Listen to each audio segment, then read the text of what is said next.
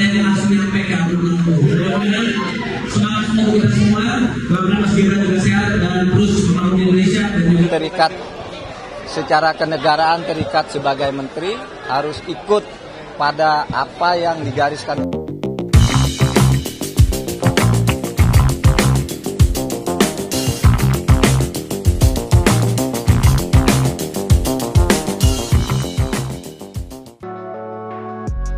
Pemirsa, bersama Berita Seleb, kami hadirkan berita terkini, terpercaya, dan teraktual. Tapi sebelumnya, jangan lupa like, subscribe, dan juga share. Cawapres bernomor urut 3 di Pilpres 2024 Mahfud MD mengingatkan anak-anak muda tidak menjauhi politik. Menurut dia, menjauhi politik justru berisiko menjadi korban para politikus. Mahfud menyatakan itu ketika menghadiri sawala antar cawapres bertema, berburu suara kaula muda, tapi yang muda takut debat, di Jakarta. Politik itu adalah keniscayaan, tidak bisa dihindarkan. Kalau Anda tidak ikut memilih, akan menerima risiko dari ketidakmemilihan itu, kata Mahfud menanggapi pertanyaan Raffi Ahmad yang menjadi panelis dalam debat tersebut. Awalnya Raffi bertanya soal fenomena kalangan milenial dan generasi Z, Gen Z, yang apatis, bahkan cenderung golput. Oleh karena itu, presenter kondang yang juga content creator tersebut bertanya kepada Mahfud tentang cara mendorong anak-anak muda menjadi peduli pada politik. Apa gagasan-gagasan yang bisa membuat Gen Z, generasi milenial, melek akan politik yang damai dan bisa menghargai? Tanya Raffi. Mahfud menjawab pertanyaan itu dengan mengajak generasi milenial dan Gen Z menggunakan hak pilih di pemilu. Guru besar ilmu hukum tata negara itu menuturkan ada risiko yang harus ditanggung anak-anak muda yang golput. Nanti orang yang terpilih itu yang tidak bisa membawa aspirasi Anda, kata cawapres pendamping Ganjar Pranowo itu. Mahfud menambahkan masa depan Indonesia merupakan masa depan anak-anak muda saat ini. Masa depan anak-anak muda pun menjadi masa depan Indonesia. Itu yang harus dibangun, kesadaran pada anak-anak muda. Tidak bisa menghindar dari politik. Siapa yang menghindar dari politik akan menjadi korban politik, kata Mahfud. Mantan Ketua Mahkamah Konstitusi itu juga mengajak anak-anak muda yang aktif di medsos untuk berkontribusi lebih besar dalam pembangunan Indonesia.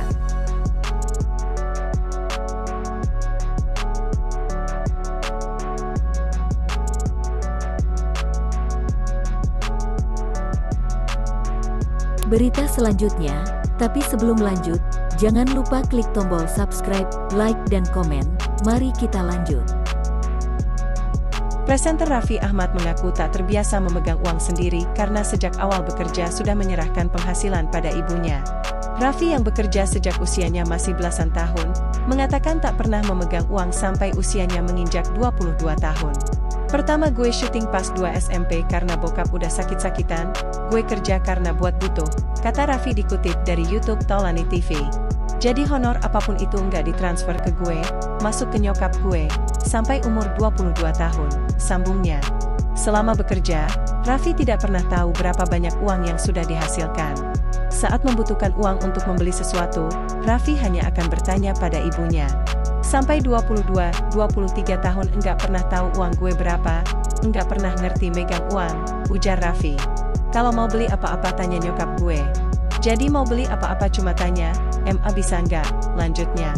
Ibunya baru memberikan kepercayaan pada Raffi untuk membawa uangnya sendiri ketika Raffi berusia 23 tahun. Tapi saat itu Raffi justru menghamburkan uangnya. Akhirnya kebiasaan lamanya itu kembali dilakukan sampai sekarang. Raffi bahkan tak tahu berapa jumlah nominal saldo yang ada di ATM ataupun kartu kredit miliknya. Itu karena udah terbiasa. Gue nggak tahu ATM gue nggak tahu kartu kredit mana yang bisa, uang gue aja nggak tahu ada berapa, ibunya yang bahkan tak hafal PIN kartu ATM-nya. Raffi kemudian hanya mempercayakan uang-uangnya itu pada karyawannya. Jadi ada orang yang megang aja, jadi walah-walam, gue suka kadang duit gue, kata Raffi Ahmad tak melanjutkan ucapannya. Walah-walam lah, sambangnya. Raffi memiliki keyakinan bahwa rezeki yang dia dapat memang bukan sepenuhnya miliknya. Emang, harta yang kita dapat harus kita jaga dengan baik, tapi rezeki itu menurut gue enggak perlu kita hitung-hitungin, ujar Raffi. Dan rezeki yang kita punya sebenarnya bukan milik kita, imbuhnya. Karena bagi Raffi, semua rezeki yang dia dapat baru akan benar-benar bermanfaat bagi dirinya, ketika dia bisa membantu orang lain. Uang yang kita punya, belum tentu jadi pahala kalau belum kita gunakan untuk bermanfaat, ucap Raffi. Tapi rezeki yang kita bisa kasih ke orang, itu pahala dan milik kita. Itu pemikiran gue begitu, lanjutnya.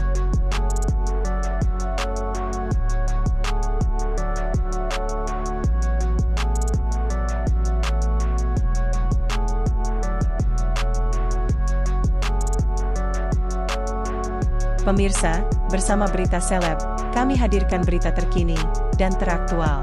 Tapi, sebelumnya jangan lupa like, subscribe, dan share. Raffi Ahmad yang kerap tampil di layar kaca, memilih untuk membuka diri kepada putra sulungnya, Rafattar Malik Ahmad, mengenai pengalamannya ditangkap oleh Badan Narkotika Nasional, BNN, pada tahun 2013 lalu. Pada usia 8 tahun, Rafattar kini sudah mengetahui kisah kelam yang pernah dialami oleh sang ayah. Raffi Ahmad, yang pada saat itu dinyatakan positif terhadap narkotika jenis katinoni, menjalani rehabilitasi di Unit Pelaksana Teknis Terapi dan Rehabilitasi BNN di Lido, Sukabumi, Jawa Barat. Menyadari bahwa Rafattar sudah cukup besar untuk memahami, Raffi memilih untuk membicarakan kejadian tersebut secara terbuka. Dalam sebuah podcast di kanal YouTube Taulani TV, Raffi mengungkapkan bahwa Rafattar sudah mengetahui fakta tersebut, dan bahkan Raffi menunjukkan berita di mesin pencarian Google yang mencakup peristiwa penangkapannya. "Gue ngomong sama anak gue, Rafattar tahu, gue kasih lihat di Google," ungkap Raffi, menunjukkan sikap terbuka dan jujurnya terhadap sang anak.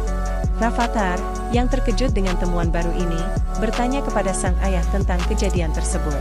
Raffi mengambil kesempatan ini untuk memberikan pengertian pada putranya yang baru berusia 8 tahun tersebut. Raffi mengakui bahwa pada masa lalu, dia pernah terlibat dalam perilaku nakal dan memilih pergaulan yang tidak tepat. "Papa dulu tidak mengerti dan penyalahgunaan obat," ungkap Raffi kepada Rafattar.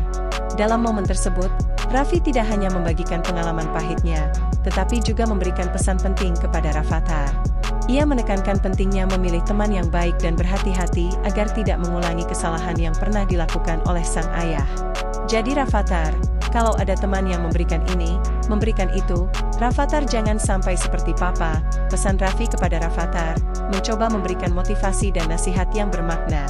Sebagai seorang ayah, Raffi Ahmad berusaha membimbing anaknya dengan memberikan pemahaman tentang kehidupan, kesalahan yang pernah dilakukannya, dan bagaimana belajar dari pengalaman tersebut untuk tumbuh menjadi pribadi yang lebih baik. Terima kasih sudah berkunjung dan menonton channel ini. Sampai jumpa kembali.